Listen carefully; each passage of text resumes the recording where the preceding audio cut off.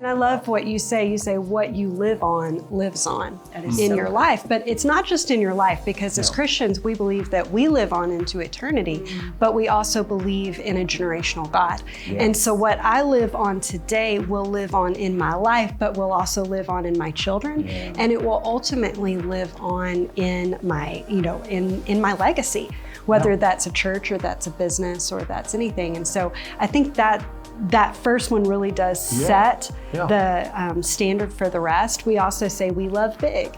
And that really helped us within the church context. Yes. Because sometimes people would want to shrink back from what we wanted to do in our community. We decided as a community to take on school poverty. We said we wanted to see an end to school poverty in Bossier City. Well, if you know anything about Louisiana, it's a very tough state.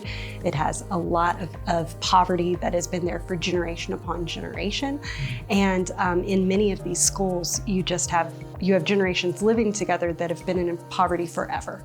And so when you say you're going to take on school poverty, which to us was feeding kids, making sure that they, were completely full after the weekend, because many of them have food insecurity issues, and that they had the right clothes to wear. And so sometimes you would look at your budget and you'd say, oh man, maybe what we should do is we should get them like the cheapest possible uniforms. That'll be fine. We'd say, no, we don't love, small, we love big. Yeah. And we love these kids the way that we would love our own kids. If we wouldn't buy it for our own kids, we're not going to buy it for our kids within the city. And so teaching people that it's okay to love big, that you don't have to wait for an invitation to love big, that instead you can love big within your community, just because Jesus loved big. And that's what we used to say is so love, the so love of the Bible that says, God so loved. So love is big love.